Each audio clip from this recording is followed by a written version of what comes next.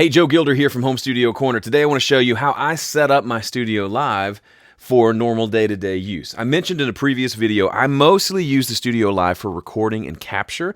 I don't use it too much for mixing at all. So my setup will reflect that, and I want to show you how I set this up. So let's dive in. Okay, what you're seeing here is my normal setup. And aside from, just ignore the dirty keyboard, that's embarrassing. You can, as you'll see, and I'll show you in a second, this is a really simple setup. I don't have a lot of bells and whistles. I keep it very simple because my setup, probably 80% of the time, is a really simple setup. Occasionally, I'm recording lots of tracks and lots of drums and things like that, like I've mentioned. But generally speaking, it's really simple. Just one or two inputs are needed.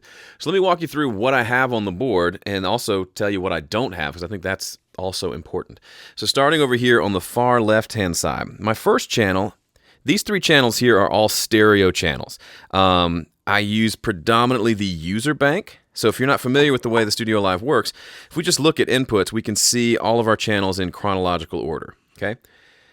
And that's useful, I guess. It's nice to be able to get there, but I much prefer to set things up how I want. So I use the user bank, and that allows me to put whatever channels I want in whatever spots. As you can see here, I've got 3, 14, 6, and 7 on actual faders, 4, 5, 6, and 7.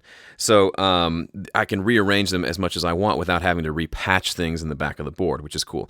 So these first three channels here are actually stereo channels. They technically take up 2 spots. As you can see, the DAW channel, which is my playback from Studio One, is technically channel 1 and channel 2, pan left and right. But I've got those two linked together. As you can see, the stereo link button is engaged on these two, so they act together instead of independently. So I move one, I move the other. That means on my user bank, I can just have the left channel here, and I can control everything just from the left channel. So I can move this fader, it's going to move the volumes of both. I can hit select, and if I wanted to do anything with the fat channel, which I never do, I could, but I only have to use up one of my faders, which is kind of nice instead of having two just taking up space, because I like to plop my keyboard down here, so I want to have as little space taken up by these faders. I know it's a silly thing, but it's what I do.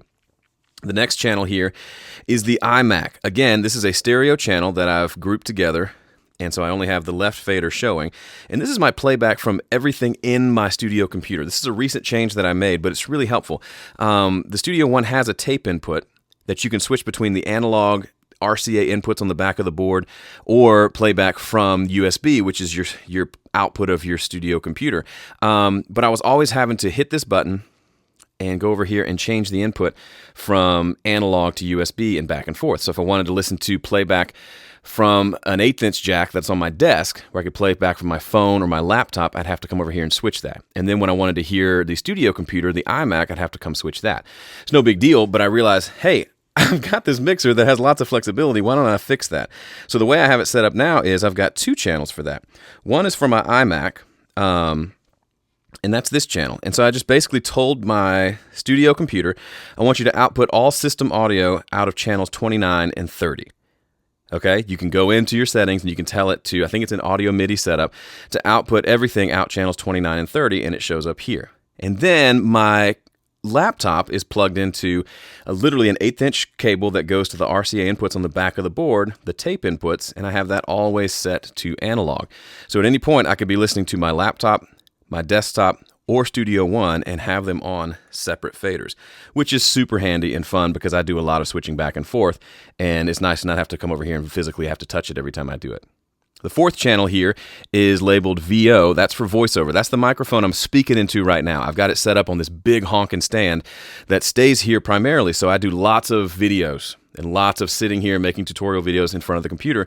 So having a dedicated channel for that microphone is pretty nice. And what I do with that is I've got it set up with a couple of settings here, mostly just a compressor that's increasing the volume, and it's going into a limiter that is turned off, but it shouldn't be. Interesting. Actually, no, I used to have a limiter on there. I don't anymore. I've just got a compressor on here turning up the volume, and then all of this is feeding through another channel output back into my computer. We don't have to talk about that right now. That adds a limiter so everything's at a nice high volume. But as you can see, these 4 channels stay the same. I never change these. But then these are ones that I change. As you can see, all of these are blank. I have nothing assigned to these. I could always hold down one of these buttons and assign it to an input. So if I'm tracking drums on a given day, I will set these up. This will be kick, snare, You know, kick 1, kick 2, snare 1, snare 2, tom 1, tom 2, and I'll have it all laid out here. But on a normal day, when I'm not having all those inputs available, I've just got it blank because I don't really use this center section of the board except to hold my silly keyboard. Over here, these are a few more channels that I like to have access to. My 11 rack is a stereo channel, left and right, in this series, on this fader here. I've got my keyboard rig, which is a main stage rig from an interface on my laptop that comes in here when it's set up. And then a couple of the effects that I normally use, this effects B and D are my reverb and delays that I turn on a lot. This allows me to control the volume of them right here on the front of the mixer without having to navigate mixer menus and all that. My click track always comes down output 26, so I can have a separate fader for turning the click on and off without having to use the software. And then my voiceover track and my laptop tape input tracks are over here as well. At one point I had my desk set up over here so I couldn't reach these faders super well, and I could reach these a little easier, so I just duplicated. So you could literally make all these faders the exact same thing, which would be ridiculous. But it's possible because this is just a virtual kind of, let's put the faders and the channels wherever we want them to be.